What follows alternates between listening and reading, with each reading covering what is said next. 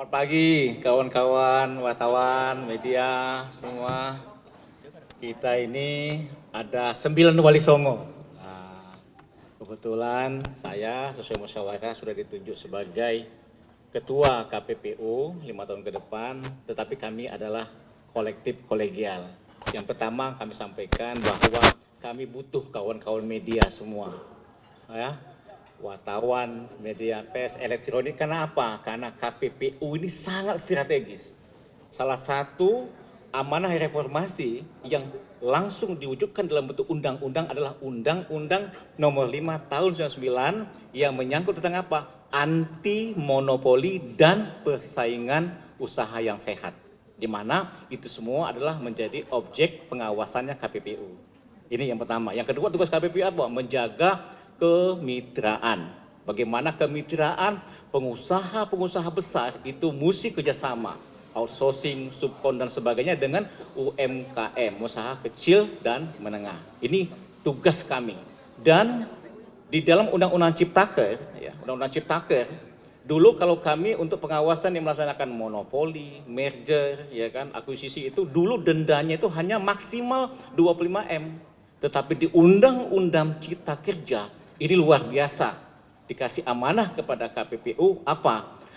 Diberi denda yang melaksanakan tadi monopoli, inefisiensi, kemudian juga tadi merger, akuisisi dan sebagainya itu 50% dari keuntungan bersih perusahaan tersebut. Yang kedua pilihannya itu apa? 10% dari total omset daripada perusahaan tersebut. Dan ini luar biasa. Anda bisa bayangkan kalau dia nilainya sampai 100T berapa kan? Bisa sampai 50T. Nah itu contohnya saja. Nah yang kedua perlu kami sampaikan, KPPU sudah melaksanakan kerjasama dengan Center of Economic Development Strategy Studies UNPAD. Apa kajiannya? Selama 5 tahun, ini yang kami lihat, kami mengukur indeks persaingan usaha. Ini ya teman-teman wartawan. Indeks persaingan usaha tadi yang kami lihat itu ada sektor yang konsisten masih di bawah indeks persaingan usaha rata-rata. Apa yang paling lemah? Pertama adalah di bidang energi sumber daya mineral. Khususnya di bidang tambang, di bidang gas, dan juga di bidang listrik.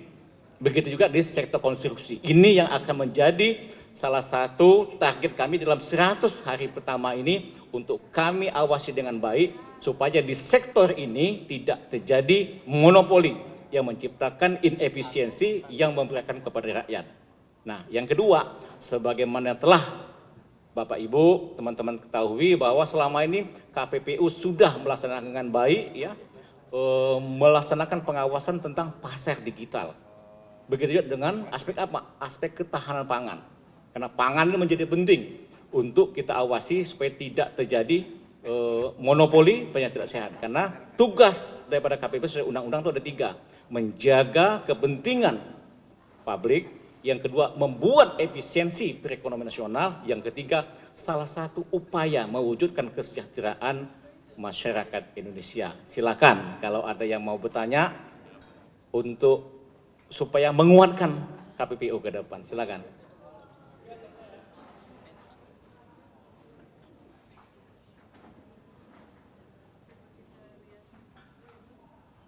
Ya, kami 9 orang ini kan kolektif kolegial. Selama ini kan kami sudah laksanakan. Contoh misalnya mengawasi tentang pinjol misalnya kan, pinjaman online yang jelas memberikan bunga yang tidak masuk akal menurut kami kan. Itu yang kedua, kami juga mengawasi bagaimana persaingan usaha di sektor yang kita lihat sekarang ini, bagaimana masalah Goto misalnya ya, Tokopedia, kemudian juga mungkin yang lainnya ya masalah Shopee misalnya, atau yang lainnya. Intinya apa?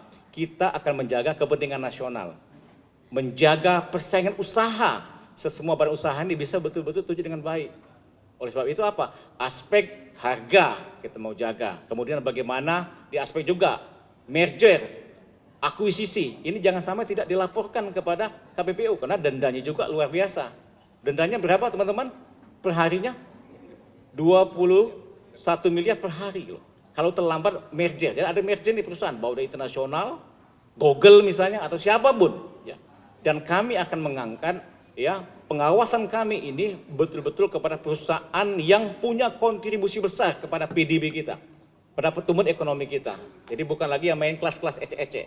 Jadi kita mohon kepada teman-teman pelaku usaha, ya, silakan berusaha, berkompetisi dengan baik, tapi jagalah persaingan itu dengan sehat dan jangan terjadi monopoli yang menyebabkan inefisiensi terhadap usaha yang ada di sektor masing-masing. Demikian. Tadi ada mau bertanya?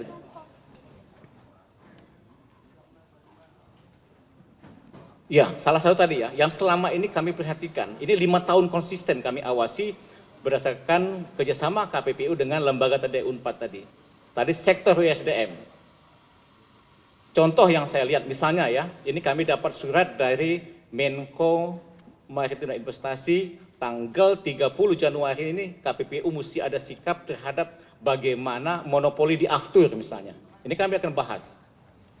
Kami sudah memanggil para pihak, ya, termasuk Pertamina, badan usaha swasta, kemudian juga badan usaha niaga lainnya, termasuk juga misalnya kami undang itu adalah asosiasinya. Yang kedua, contoh adalah apa?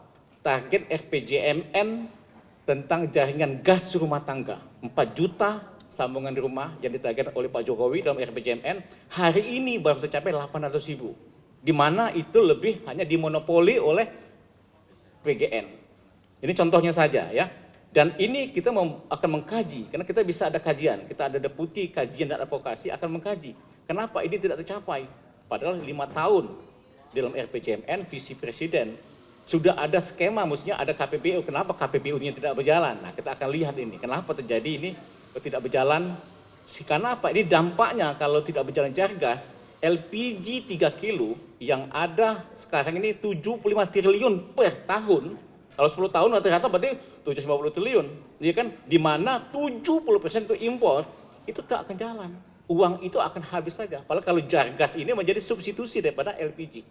Nah, kita akan mengkaji dari sisi advokasi ataupun kajian kepada pemerintah, ya, apa sebabnya ini terlambat.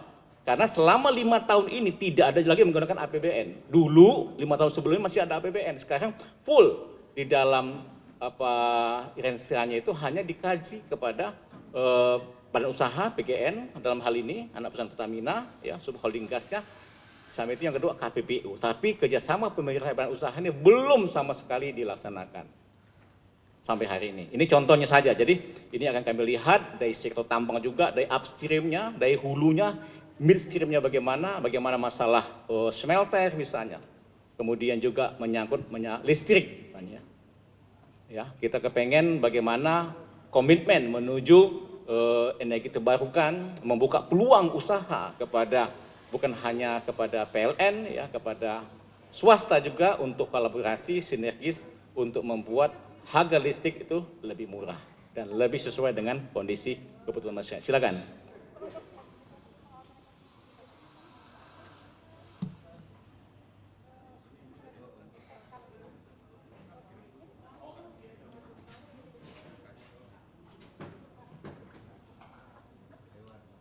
Semua stakeholder terkait ini kita akan usaha kerjasama ya, sinergis. Maka saya selalu ngomong ada namanya pentahelix.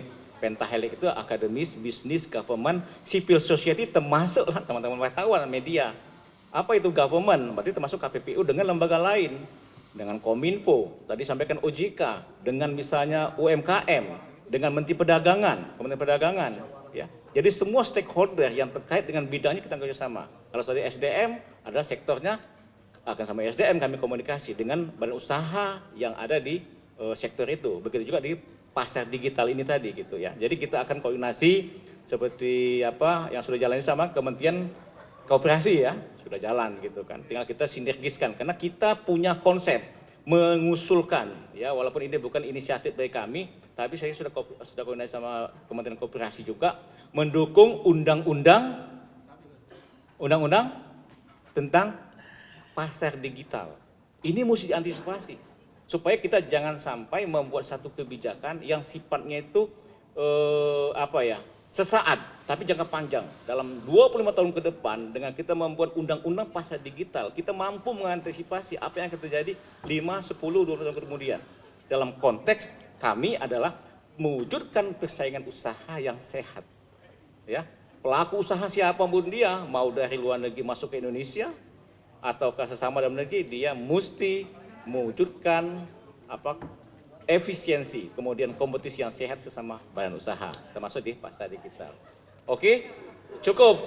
Oke, makasih banyak ya. Jangan lupa tadi ya, musik kita koordinasi, kita terbuka kepada teman-teman wartawan.